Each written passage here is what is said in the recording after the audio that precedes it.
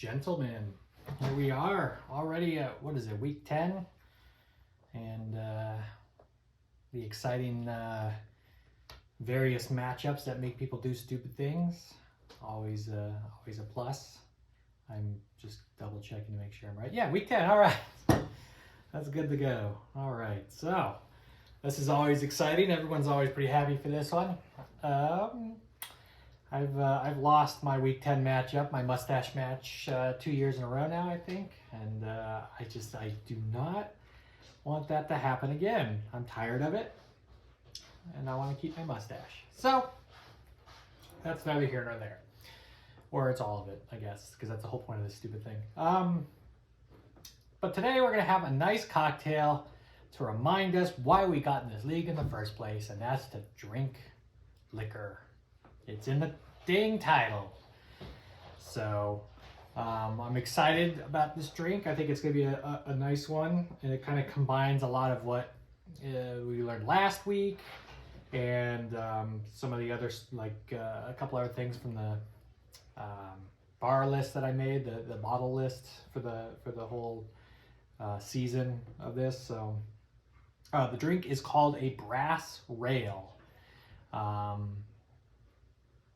It's considered kind of a nightcap type drink, I guess, but basically what it is bare bones. It's essentially a rum sour with Benedictine in it. So I'm not sure how many of you have had Benedictine before this season, and hopefully those of you who have tried it for the first time can appreciate it, because it is one of my favorite liquors to involve in all sorts of cocktails, and so it's nice to be able to bring that in here along with some rum, and I don't know, it should be a nice, wonderful drink for the season.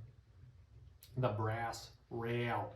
So we'll get started here. I also have plenty of questions to answer. Let me see if I can pull those up on my stupid iPad. All right, first stupid question. Brian Brooks wants to know where my dog's at. I don't know. I assume that's a Georgia thing. And I don't really care about Georgia, so yeah. Sorry, I guess. I'm sure everyone's fine with that, I would guess. All right, Nick wants to know which new Big 10 or Big 12 team in 2024 would I choose to root for long-term, and why? It's a race between either Oregon or Washington. I'm a big fan of the Pacific Northwest. I love Seattle. I've been there 3 or 4 times just on vacation. Karen and I both. We just love that city. I love Portland a lot, that whole area. We almost moved. I mean, Portland was on the very short list of where we were going to leave or move to. So, and both those teams just are way more fun than almost any Big Ten team. Like, they just have historically been a more fun team. So why wouldn't I want to keep rooting for that, you know? I've got a couple more questions from Brian, of course, but first let's make this drink, all right? So, we'll get started with an egg white. Just like the whiskey sour last week, you don't have to use an egg white if you don't want to use an egg white. I like it. I like the consistency it brings, but to each their own. So I'm going to try and do a better job of getting the egg white. There we go. Instead of using my hand, I'll just bounce it back and forth from the shells. Let the white drop in. Come on. Boom. And the yolk stays behind. That's a lot easier. A lot less messy, let me tell you. We'll add the egg white. Some orange bitters. If you don't have orange bitters, that's not that big a deal. You could add a couple dashes of whatever bitters you have. This drink does have Angostura bitters as a garnish. You'll see what that means at the end of the drink. But if you don't feel like it, then you don't have to. Bitters are for the most part, they aren't as important. I mean, it's nice to try and achieve what you can with them, but If you can't, you can't. And then the recipe also calls for a scant ½ ounce of simple syrup. So, ½ ounce. Why does it say a scant? See, that's weird, because a scant is like a judgment, like a pinch. But you wouldn't say a pinch of a teaspoon of sugar. Like, if you're measuring it, then there's a measurement. Yeah, whatever. I guess it just means if you're a little short, who cares? That works for me. And then a apparently non-scant ½ ounce, because it doesn't say scant, of Benedictine. I mentioned on the chat the other night that one of my favorite wintertime nightcaps that I've really been getting into lately is like 2 to 3 ounces of Benedictine topped up with hot, water off the boil, and just a slice of lemon in there, mixed around, and it's like the honey and spices that are in the honey and herbs that are in this Benedictine. It's just, it's just wonderful. It's if you want to go crazy, you can add a cinnamon stick or a star anise in there or something to give it a little extra spice. But I highly recommend it the next blustery night you guys have, which is any night you have to listen to me. Let's see, 1 ounce of fresh lemon juice. So, hopefully you guys still have some lemons left over. I know it's tempting to get just like the bottles of lemon juice. I'm sure plenty of you have those already in your fridge and maybe be using those for these drinks, which, again, I'm not a gatekeeper. You do what you gotta do. You do what you want to do.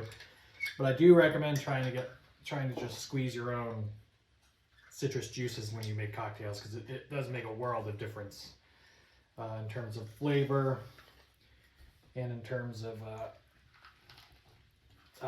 consistency, believe it or not.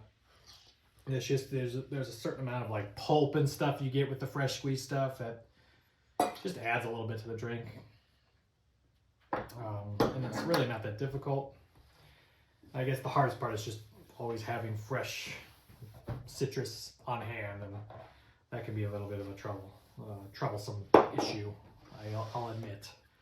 All right, and then we will finish it off with 1.5 ounces of rum. Now, it will say aged rum, which is typically like a nicer or darker rum.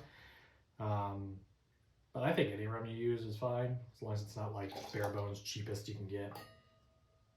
And even then, there's enough other stuff in this drink, I feel like, that it's not going to kill it to use a cheaper rum. But if you haven't gotten an aged rum or a nice dark rum before, I do recommend it in the future, because it is very tasty. All right, so we have all the ingredients sans ice in here, and we're going to give it a little bit of shaking to aerate that egg white.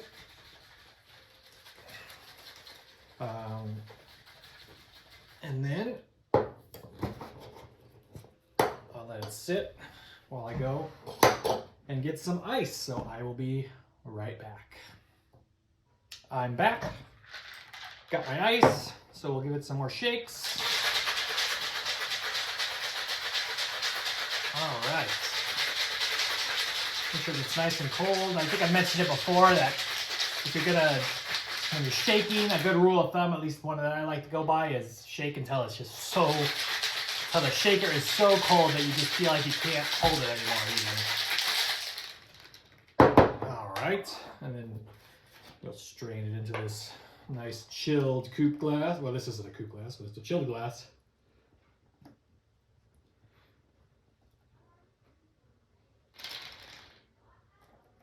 Yes. Now, the last step is to garnish with a few drops of Angostura bitters. If you're not using egg white, it might not look the same or quite as nice, because you won't have that foam up top there like that. But this gives it, this is almost more of an aromatic addition, kind of like when you drop a lemon peel or an orange peel in there. A lot of what you're getting out of that isn't necessarily adding to the taste, it's just adding to the aroma when you take a drink, which kind of blends in with everything. I am going to actually be using my, I have some cacao coffee bitters that I'm going to drop just a few drops on the top there. And if you want to, you can take a thin knife and just drag it through. It's almost like making coffee art if you ever seen like lattes, where you can streak the top there. And I don't know if you can get that, but there's a nice little fog on top there, and that is a brass rail.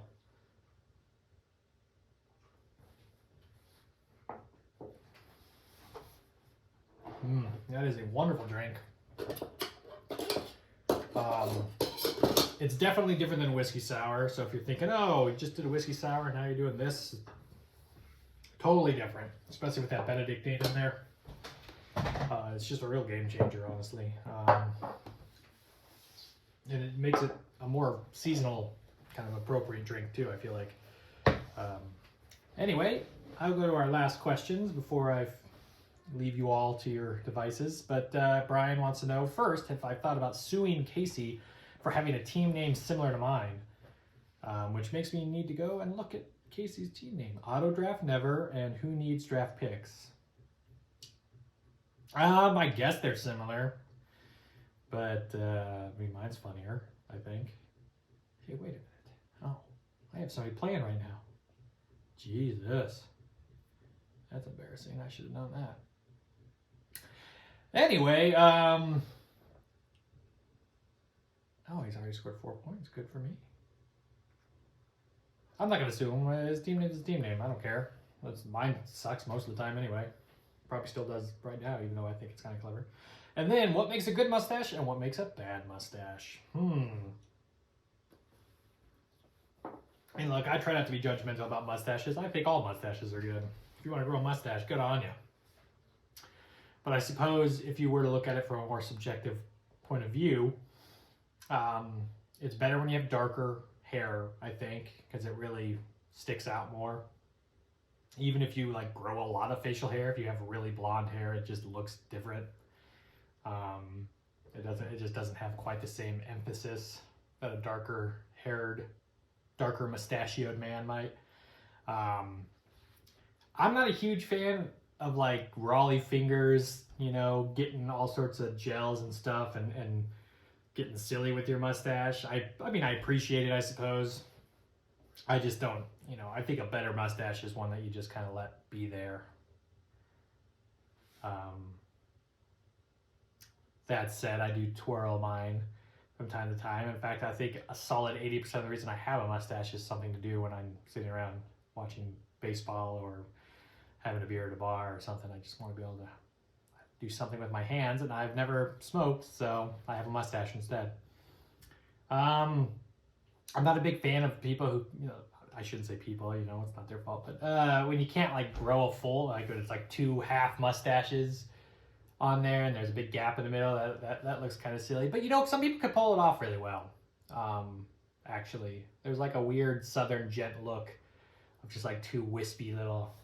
So I honestly think anyone can make a mustache look good on them if they try, honestly. But that said, anyone who saw me with facial hair in high school probably knows that there are such things as bad mustaches.